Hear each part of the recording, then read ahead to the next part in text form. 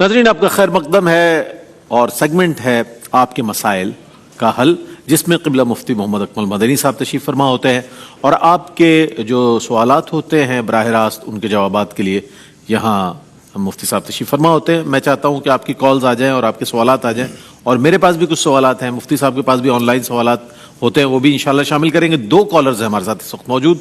अस्सलाम वालेकुम वरहमतुल्लाहि वबरकातुहू। वालेकुम सलाम वरहमतुल्लाहि वबरकातुहू। जी कैसे हैं आप? जी अल्लाह का शुक्र। मेरी बहन सवाल बताइएगा। जी, मेरा सवाल ये है कि मैंने मन्नत मानी थी कि मेरे हस्बैंड की जब तक जॉब नहीं होगी तब तक मैं रोजे रखती रहूंगी, और मैं कंटिन्यूसली जो है वो रबीउल अव्वल से, वो नबी की वसल्लम का महीना था, वो मैं रखती हूँ रोजे।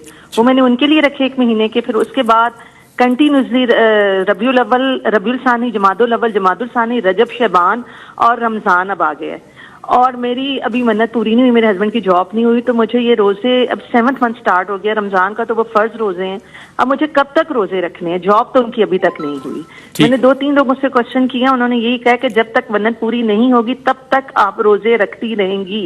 अच्छा, ठीक है, शामिल करते हैं आपके सवाल को। एक और कॉलर है हमारे साथ। अस्सलाम वालेकुम। वालेकुम अस्सलाम। जी, सवाल बताइए। मुफ्ती साहब से ये सवाल करना है, दुआ करने से पहले दुरूद पढ़ते हैं, बाद में और दुआएं पढ़ते हैं जी, तो वो कहते हैं फिर दुआ करते हैं, दुआ अल्लाह से जो मांगना है मांगते हैं, तो फिर दुरूद पढ़ते हैं बाद में। कोई कहता है पहले दुरूद पढ़े, फिर दुआएं पढ़े, फिर दुरूद पढ़े, उसके बाद अल्लाह से जरूर मांगे। शामिल करेंगे, आपके सवाल को जरूर शामिल करेंगे। आपका बहुत शुक्रिया जी। वो सब दोनों सवालात आपकी खिदमत। बिस्मिल्लाहिर्रहमानिर्रहीम। देखें, मन्नत का मतलब होता है अल्लाह तबारक व तआला से किसी ऐसी इबादत के करने का वादा करना जिसकी जिन्स से कोई इबादत हम पर पहले से वाजिब हो। जैसे इन्होंने रोज़े रखने की मन्नत मानी, तो रोज़ा फ़र्ज़ भी होता है, तो इसकी मन्नत तो ठीक है, लेकिन इसमें शर्त ये होती है कि इतनी आवाज़ से मन्नत के अल्फाज कहे हों कि अपने कान ने सुना हो। अगर सिर्फ दिल में इरादा किया था तो ये शरई मन्नत नहीं है।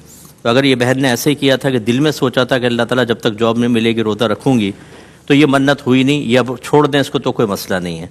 लेकिन अगर इतनी आवाज़ से कहा था कि कान को सुना था, तो फिर इन्होंने खुद एक अपने लिए मुश्किल खड़ी की है। अब तो इनको फॉलो करना पड़ेगा, अगर इसको छोड़ती हैं तो गुनाहगार होंगी। अब ये है कि अगर ये लगातार रोज़ा रखना दुश्वार है तो ये उसको छोड़ सकती हैं, मतलब उज़र की वजह से, लेकिन ये इनके ऊपर क़ज़ा हो जाएगी। गुनाह की तौबा करें और बाद में इसको अदा करती रहें। मसलन जॉब हो गई जैसे, तो ये तो मन्नत पूरी हो गई, सिलसिला मुनक़ते होगा। अब जितने रोज़े छूटे थे उनको बाद में क़ज़ा कर लें। लगातार रोज़े रखने में शौहर के हक़ में कोताही की मुर्तकिबा भी होंगी, इसलिए थोड़ा सा गैप करके ये कर सकती हैं। अगर मुश्किल और बहुत ही दुश्वारी हो रही है तो, और ताकत है तो बहरहाल रखना होगा। इसलिए हम कहते हैं कि पहले उलमा से रुजू करना चाहिए। खुद मुफ्तिया बन गई, आपने फैसला कर लिया, अब आप मशक्क़त में आ गई, 6 माह से रोज़े रख रही हैं। और तो ये बहन हमारा बुरा ना माने, मैंने मुफ्तिया का लफ्ज़ इस्तेमाल किया कि हमारे यहाँ हम अज खुद पहले फैसला कर लेते हैं और सोचते हैं हम ऐसी बात कह रहे हैं कि अल्लाह ताला मादल्ला शायद इससे फ़ौरन मुतासिर होकर हमारा काम कर दे। वो ज़ाते बेनियाज है, उसको इंसान की तरह ट्रीट नहीं करना है, वो हमारा रब है। वो जानता है कि कब नौकरी मिलेगी कब नहीं, और वही भी जानता है कि बंदी मन्नत पूरी करेगी कि नहीं करेगी। इसलिए बस थोड़ा सा कोई अमल इख्तियार कर लेती काफ़ी था। बहरहाल जो हल था बताया। ये पहले भी कहा था कि दुआ के लिए अफजल ये है कि पहले दुरूद पाक पढ़ें, फिर दुआ, आखिर में भी दुरूद पाक पढ़ दें। अव्वल आखिर अगर दुरूद पाक हो तो दुआ की कबूलियत के इम्कानात बहुत बढ़ जाते हैं, लेकिन ये कोई फ़र्ज़ या वाजिब भी नहीं है। हज़ार नबी करीम से दुआएं साबित हैं कि आपने ना पहले दुरूद पढ़ा ना बाद में पढ़ा। इसी तरह सहाबा किराम अलैहिम रिदवान की भी बहुत सारी दुआएं मनक़ूल हैं कि वो दुरूद पाक से खाली रही, यानी पहले बाद दुरूद पाक नहीं था, लेकिन चूँकि बाद हदीसों में आया इसलिए पढ़ देना चाहिए। ठीक है, कॉलर है हमारे साथ। अस्सलाम वालेकुम। वालेकुम सलाम रहमतुल्लाह। जी, अच्छा सर, मुफ्ती साहब से ये मैंने सवाल पूछना था कि जो हमारा जीपीएफ होता है वो साल ब साल जमा होता रहता है, जो हमें रिटायरमेंट पे इकट्ठा मिलता है, तो उसकी ज़कात हर साल के हिसाब से देनी होगी या मुश्त हमें वो ज़कात देनी होगी जब हमें मिले तो? ठीक है जनाब, जीपी फंड के हवाले से आपका सवाल है। एक और कॉलर को शामिल करते हैं। अस्सलाम वालेकुम। वालेकुम अस्सलाम। जी फरमाइए। जी, मेरा पहले सवाल ये है कि हमने एक बेवा हैं जो कि बहुत ही मामूली सी जॉब करती हैं, 3 उनके बच्चे हैं, तो उनके लिए हमने पैसे जमा करके, उनके पास एक प्लॉट था बहुत छोटा सा, तो उस पर उनके लिए हम घर बना के देना चाह रहे हैं। तो कुछ लोगों के उसमें ज़कात के भी पैसे उन्होंने दिए हैं, तो क्या और दूसरा सवाल मेरा ये है कि किसी के ऊपर जो है रोज़े روزہ مطلب جان بوجھ کے ٹوٹ گیا اور اس کے مطلب کفارہ لازم ہو گیا، تو انہوں نے کافی اس کے بعد وہ حج پہ چلے گئے، تو کہتے ہیں کہ عرفات کے میدان میں مقام عرفات پہ حقوق اللہ جو ہے وہ معاف کیے جاتے ہیں، تو ان کو پھر بھی وہ دینا ہوگا یا نہیں دینا ہوگا؟ ٹھیک ہے، ٹھیک ہے، شامل کرتے ہیں. بہت شکریہ آپ کا. ایک اور کالر ہے ہمارے ساتھ. السلام علیکم. السلام علیکم. جی فرمائیے. ہاں، میرا سوال یہ ہے کہ وتر جو ہے وہ عشاء کی نماز کے بعد عشاء کی نماز میں پڑھے جائیں گے یا تراویح اور تہجد کے بعد پڑھتے ہیں؟ ٹھیک ہے، شامل کرتے ہیں. بہت شکریہ آپ کا.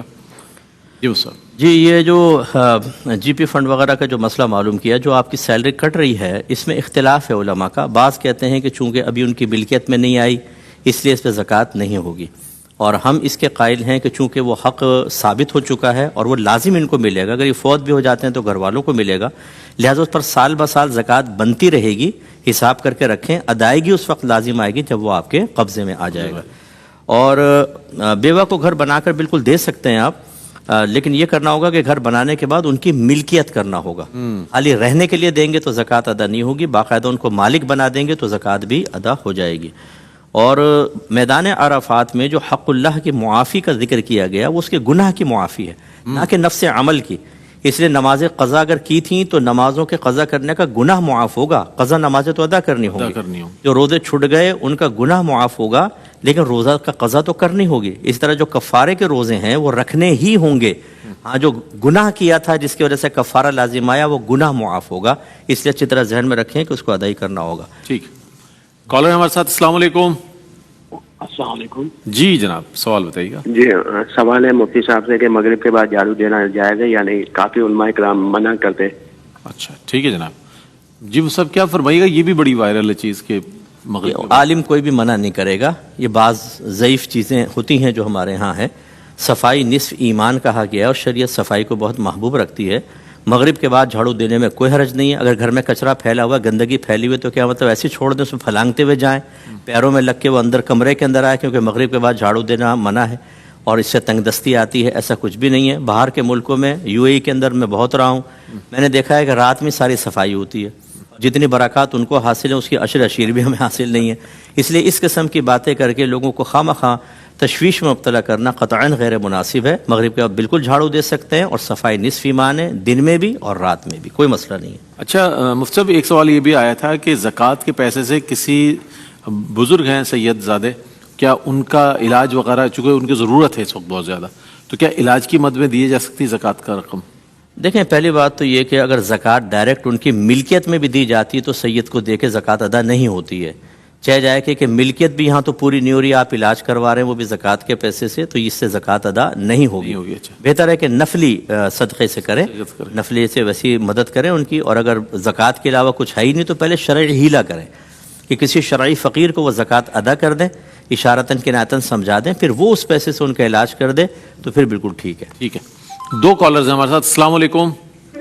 وعلیکم السلام. جی جناب، سوال بتائیے گا. اچھا، میرا مفتی صاحب سے یہ سوال تھا کہ جیسے ایک انسان جو وہ روزہ رکھتا ہے سحری کے ٹائم، اس کے بعد سارا دن سویا رہتا ہے اور مغرب کے ٹائم اٹھ کے افطاری کر لیتا ہے، کیا اس کا اتنا روزہ ہو جائے گا؟ اچھا جناب، شامل کرتے ہیں. ایک اور کالر ہے. السلام علیکم. جی وعلیکم السلام جناب. اچھا، میرے عمرے سے ریلیٹڈ 2 سوال ہیں.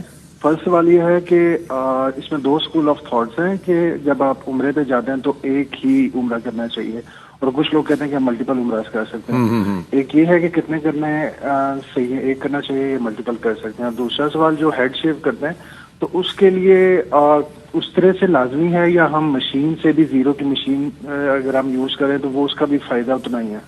ٹھیک ہے جناب، شامل کرتے ہیں. بہت شکریہ. جی مفتی صاحب. جی، کوئی 2 اسکول آف تھاٹس اس میں نہیں ہے. ایک کیا 50 عمرے کریں اس میں کوئی مسئلہ نہیں ہے، لیکن یہ ہے کہ جب آپ مکے میں داخل ہو جاتے ہیں تو حکماً مکی ہو جاتے ہیں. ایک عمرہ ادا کیا تو حکماً مکی، اور مکی کے لیے دوسرا عمرہ کرنے کے لیے ضروری ہے کہ وہ حدود حرم سے باہر جائے. جیسے مسجد عائشہ جاتے ہیں تو وہاں جا کر پھر احرام پہن کے جدید نیت کے ساتھ آ کے آپ 100 عمرے کریں، اس میں کوئی مسئلہ نہیں ہے. اور حلق، اس کو ہیڈ شیپ جو یہ کہہ رہے ہیں حلق کروانا، یہ اگر بال ہیں تو بہتر ہے کہ اس طرح پھیریں، کیونکہ اگر مشین آپ پھیرتے ہیں تو وہ بعض اوقات نہیں کاٹ پاتی، یا تو بہت ہی باریک مشین ہو تو، اور اگر بالفرض پہلے حلق ہے ایک اور عمرہ کروایا تو مشین کیا کام کرے گی کٹے ہوئے کھیت کے اوپر. تو اس لیے اس پہ تو اس طرح ہی پھروا دیں. پھر جہاں پر کوئی چیز موجود نہیں ہوتی وہاں اس کی بس مشابہت اختیار کرنا ہی اس کے قائم مقام ہوتا ہے, تو اس طرح پھروا لیں, یہ صحیح ہے. ٹھیک, اگر تھوڑے تھوڑے بال ہیں تو پھر مشین چل جائے گی, کوئی مسئلہ نہیں. ٹھیک ہے جناب. ایک اور کالر ہمارے ساتھ. السلام علیکم.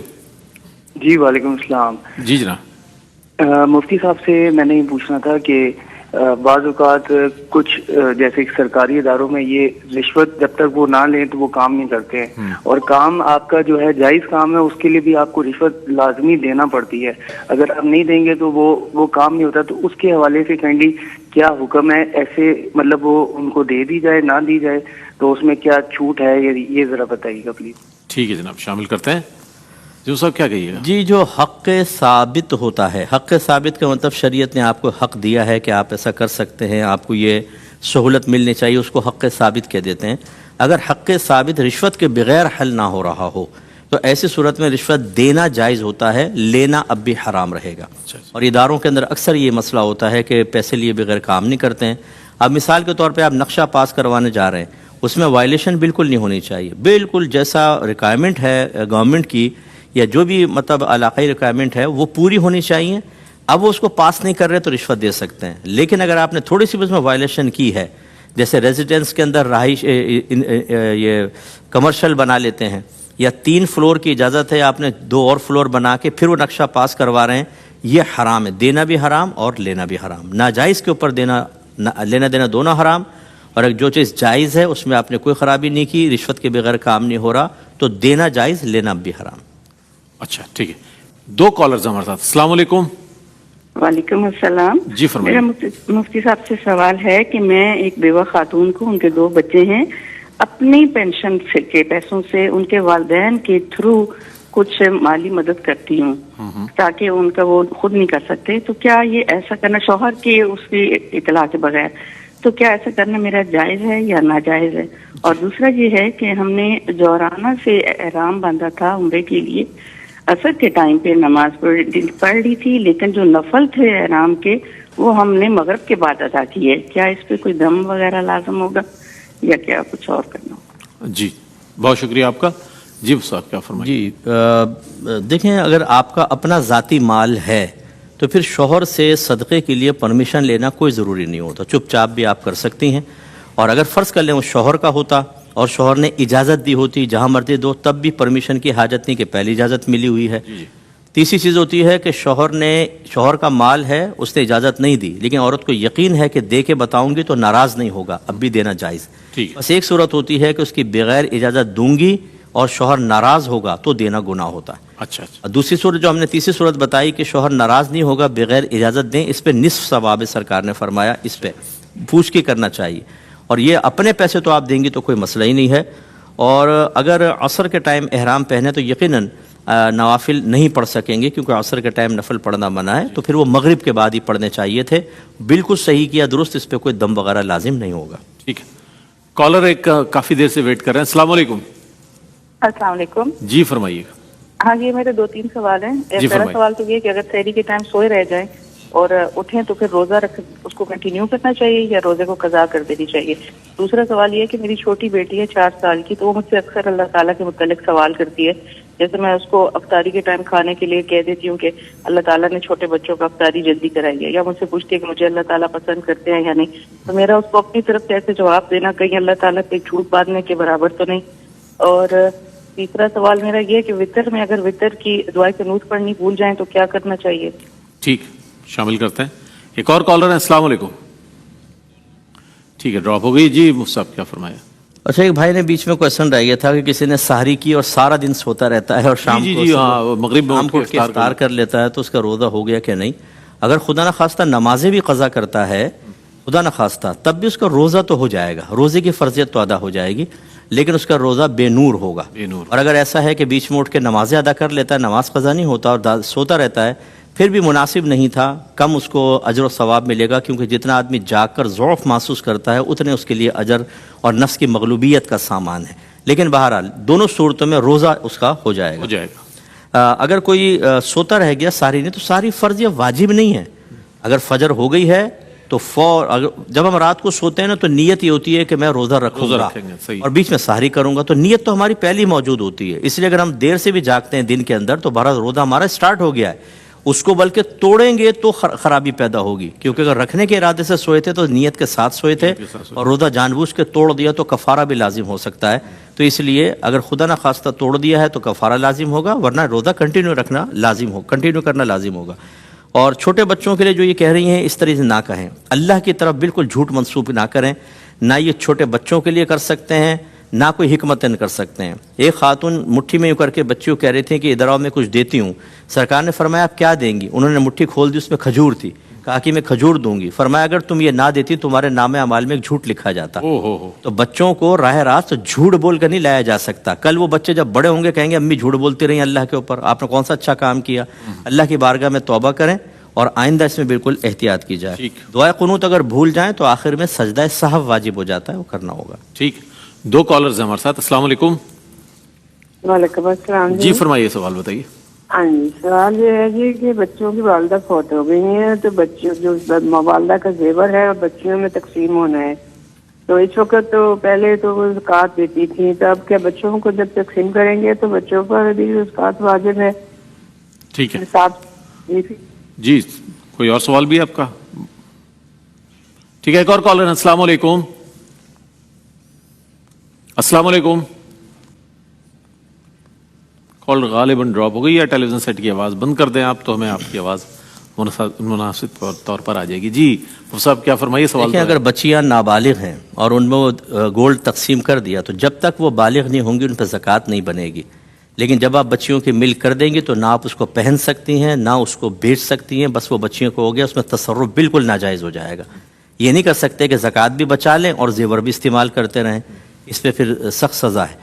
تو اس لیے، اور اگر وہ بالغ بچیاں ہیں ان کے قبضے میں آپ نے دے دی، پھر قبضے میں دینا ضروری ہے کہ یہ تمہارا ہوا. وہ چاہے اس کو بیچیں چاہے کسی کو تحفہ دیں. اگر اپنے پاس رکھ کر خالی بچیوں کو کہہ دیا کہ تمہارا ہے تم لے لینا تو یہ آپ کی ملکیت سے نہیں نکلے گا، اس پہ سال بسال آپ پر زکوٰۃ لازم ہوتی رہے گی. بالغ بچیوں کا حکم یہ ہے کہ ان کی ملکیت میں دے دیں. اب اگر وہ بالکل نصاب کے برابر ہے کہ ہر ایک کے قبضے میں 7.5 تولہ آیا تو ان پر سال گزرنے کے بعد زکوٰۃ ہوگی. اور اگر کم ہے 2 تولہ 3 تولہ جیسے ایک کو دے دیا اور کوئی مال نہیں ہے تو پھر ان پر بھی نہیں بنے گی جب تک کہ نصاب مکمل نہیں ہوگا. ٹھیک ہے قبلہ، بہت شکریہ آپ کا، آپ تشریف لائے اور بہت عمدہ جوابات آپ نے عنایت فرمائے. ناظرین محترم، یہ انتہائی رمضان تک سلسلہ انشاءاللہ جاری رہے گا. آپ کے سوالات لیے جائیں گے اور ARYQ TV الحمدللہ شان رمضان کی خصوصی نشریات میں رحمت سحر میں آپ کے جوابات کے لیے یہ پلیٹ فارم آپ کے لیے مہیا ہے. اور پوری دنیا میں رہنے والے ناظرین، اللہ پاک آپ کو شاد و آباد رکھے کہ آپ منسلک رہتے ہیں اور اپنی دینی جتنے مسائل ہیں ان کے ساتھ اس میں شامل ہوتے ہیں. ایک وقفہ ہے آذان فجر کا اور اس کے بعد پھر انشاءاللہ ہم آپ کی خدمت میں ایک بار پھر حاضر ہوں گے. تو حاضر ہوتے ہیں وقفے کے بعد. ہمارے